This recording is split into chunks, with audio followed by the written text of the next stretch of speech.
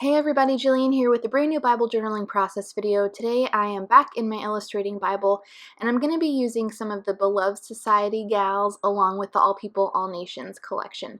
So the girls that I'm using specifically are from one of Beth's 100 Days releases. I'll link the specific set from the Print and Pray shop in the video description below.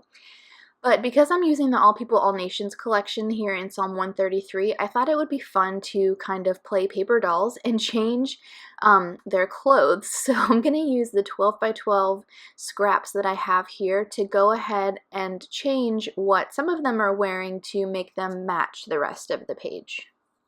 So I'm talking about diversity today and just a really cool experience that I had. So I went through Beth's set and pulled out all different girls with different hair and skin tones and things like that to represent the idea of diversity. And so this verse in Psalm says, "How good and pleasant it is when God's people live together in unity." And that's Psalm 133:1.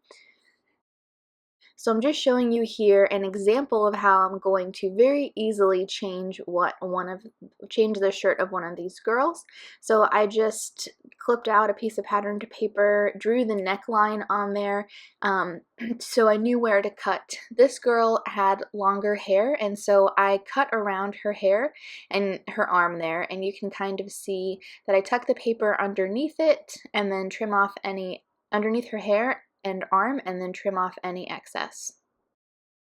And I'm going to use my Illustrated Faith tape runner just to tape the new shirt over the existing shirt and then go ahead and trim off the rest of the patterned paper, and that's it. So I'm going to go ahead and do that to maybe 4 more of these girls with these patterned papers here. Alright, so here we go. I really only did the shirts of 3 of the girls in the front row. I knew I wanted to have 2 rows tall of these different ladies. So I just, like I said, changed the shirt of 3 of the 4 in front. One actually, this one that I'm taping now with the blue hair, she went well enough, so I left her.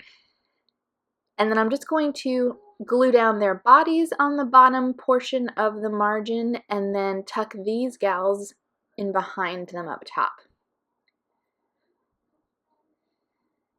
I did end up changing the shirt of this blonde girl in the middle, but it's super simple to do.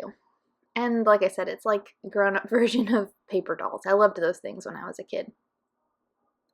So now I'm going back to tape down the front row ladies' heads. And I'm going to use this die cut paper piece from the die cut pack from the All People, All Nations collection that says Hand in Hand.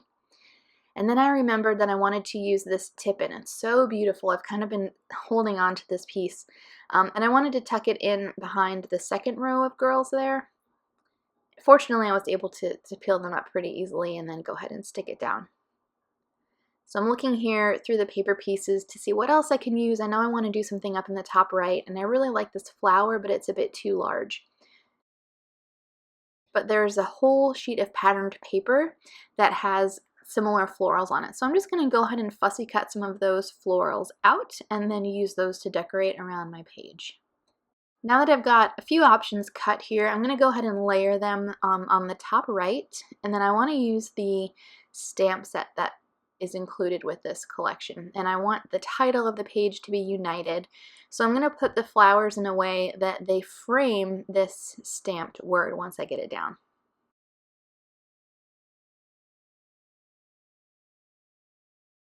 So this is a new stamp. I haven't used it yet, so what I like to do when I'm using a new stamp is to rub it on the back of my hand a little bit, dirty it up with some of the oil in my skin, and then I'm going to practice stamping in a few times on a scrap piece of paper just to get a really great impression. You'll see here with the first impression, if I had just done that in my Bible page, I wouldn't have gotten the I or the N down entirely, and so I'm really glad I stamped it a few times, pulled it a little closer to me so I felt like I had more control over it.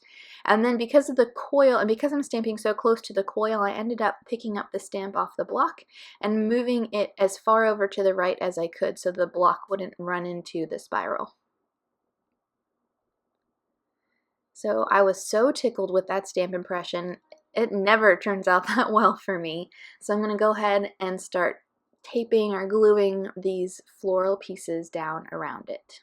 So this entry is really just kind of documenting a memory. I was born and raised in South Florida, and for those of you who may not know, it is a huge melting pot down here. We're very near the Caribbean. I grew up with a lot of different nationalities around.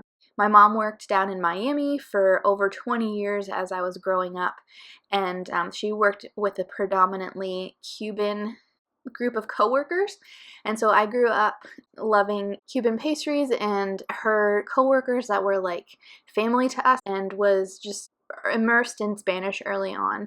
And then as I got a little older, my mom's best friend was from Trinidad, and again with the food memories, we always looked forward to when her friend would bring over curried lamb and roti, and it was just the best. So I was definitely exposed to a lot of different things as a child, but as I've gotten older, I still live down here, I found that I'm gravitating to hanging out with people that are about the same stage in life as me, with the same beliefs as me, and I know that that kind of comfort is not what I've been called to. And so we have a brand new Brazilian population that started worshiping with us at our church. There's actually a Brazilian missionary that came to the U.S., came to the area that my church is in, to minister to us in America. And that just blows my mind. And so we actually had like a 4-week discipleship class at our church, just learning about Brazil as a country, their politics, their history, their culture, and then the future of, where they see the future of the church in their nation. And it was so interesting. I'm so glad to have taken that and to learn a little bit of Portuguese and to see how God is moving in other countries. And it's amazing because, quite honestly, I'm like embarrassed to say this, it was like a wonderful reminder for me that, you know, Jesus is not American. He's not just a God for the Americas. And I think it's so weird that I ended up like getting to that place, like growing up where I did. It's just so weird to me. But anyway, I'm so thankful for Pastor Tom and his family and the Brazilian families that now attend our church that took the time out to teach us. So it was really cool. And at the end of the video here, I'm going to share a song that they taught us. So it's actually the audio of us singing, I think, what is a children's song in Brazil, but it's in Portuguese, and it's really cool, and it was really fun to learn. So my journaling is just documenting my thanks here. It's just a little prayer to God, just thanking Him for that experience. And that's really the heart behind this entry.